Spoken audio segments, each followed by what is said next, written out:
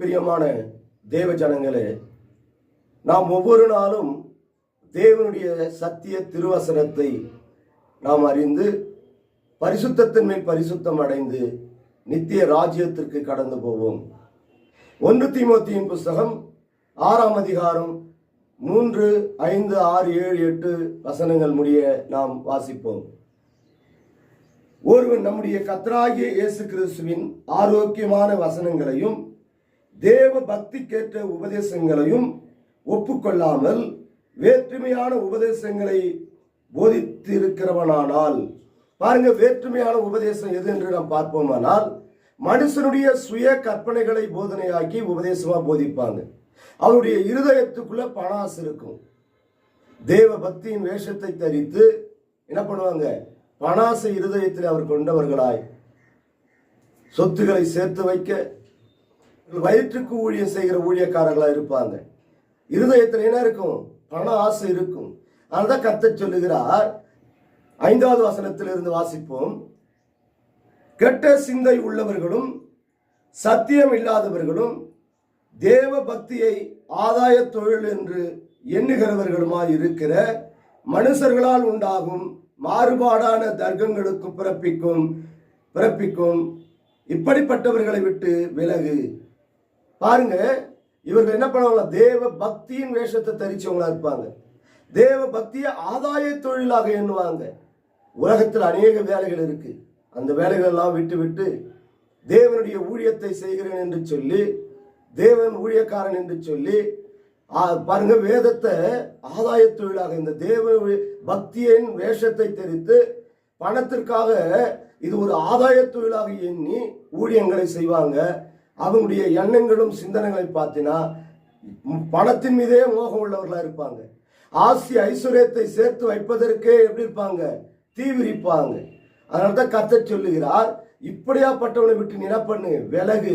இவன் மாறுபாடான உபதேசங்களை போதிக்கிறவன், தன்னுடைய சுய கற்பனைகளை போதனையாக்கி உபதேசங்களாய் போதிக்கிற ஊழியக்காரன்.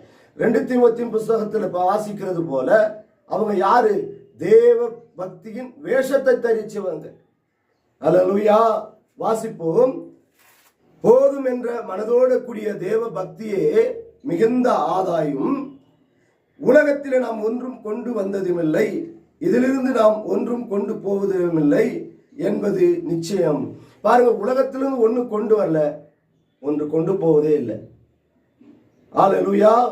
சத்தியத்தை அறிந்திருக்கிற ஊழியக்காரங்க, இந்த வார்த்தைகளை மற்றவர்களுக்கு போதிக்கிற ஊழியக்காரங்க, ஏன் அவர்களுக்குள்ள பண ஆசை வருது? ஏன் அவர்களுக்குள்ள சொத்துக்களை சேர்த்து வைக்கணும், ஆஸ்தி ஐஸ்வர்யங்களை இந்த பூமியில சேர்த்து வைக்கணும் என்று சொல்லி ஏன் ஆஸ்தி ஐஸ்வர்யங்களை என்ன பண்றாங்க? சேர்த்து வைக்கிறாங்க. இவங்க ஏன் பண ஆசை உள்ளவர்களா இருக்கிறாங்க? வேதம் சொல்லுகிறது, இவர்கள் தேவ பக்தியின் வேஷத்தை தரித்தவங்க. உண்ண உணவும் உடுக்கவும் நமக்கு உண்டாயிருந்தால் அது போதும் என்று இருக்க கடவும். பாருங்க, உண்ண உணவு இருந்தால் போதும், உடுத்த உடை இருந்தால் போதும் நினைக்கணுமா ஊழியக்காரர்? வேதம் சொல்லுகிறது, ஐஸ்வர்யங்களாக விரும்புகிறவர்கள் சோதனையிலும் கண்ணியிலும் மனுஷருடைய கேட்டிலும் அழிவிலும் அமிழ்த்துகிற மதிகேடும் சேதமுமான பலவித இச்சைகளினாலும் விழுவார்கள். பாருங்க, இவங்க எப்படி இருப்பாங்க? ஐஸ்வர்யத்துல மிகுதியா இருக்கணும், பணத்துல நினைச்சு பார்க்க முடியாத அளவுக்கு எப்படி இருக்கணும்? ஆசி ஐஸ்வர்யத்தை சேர்த்து வைக்கணும். இந்த சிந்தையோடு ஊழியத்தை செய்வாங்க. இவங்க தேவ பக்தியின் வேஷத்தை தரிச்சவங்க. அதாவது பண ஆசை எல்லா தீமைக்கும் வேறாயிருக்கிறது. சிலர் அதை இச்சைத்து விசுவாசத்தை விட்டு வழுவி அநேக வேதனையினாலே தங்களை உருவ குத்தி கொண்டு இருக்கிறார்கள். பாருங்க, அநேக வேதனால என்ன பண்றாங்க? தன்னை உருவ குத்திக்கிறாங்க. இவங்க யாரு? பணாசை உள்ளவங்க. தேவனுடைய மனுஷனே, இந்த சத்தியத்தை அறிந்திருக்கிறவர்களே, இந்த சத்திய திருவசனத்தை மற்றவர்களுக்கு போதிக்கிற ஊழியக்காரனே, உண்மையும் உத்தமம் உள்ள ஊழியக்காரனே, நீயோ வேதம் சொல்லுகிறது பாருங்க, கடைசி நாட்களிலே வஞ்சக உபதேசம் வரும். இன்னைக்கு வஞ்சக உபதேசக்காரர்களை எழும்பி கூடுமான மட்டும் தெரிந்து கொள்ளப்பட்டவர்களையும் துர் உபதேசங்களை கொண்டு வந்து பணத்திற்காக, ஆசி ஐஸ்வர்யங்களுக்காக, உலகத்திலே சொத்து சேர்த்து வைக்க வேண்டும் என்ற சிந்தையோடு என்ன பண்றாங்க, இன்னைக்கு ஊழியத்துக்கு வராங்க. காரணம் என்ன?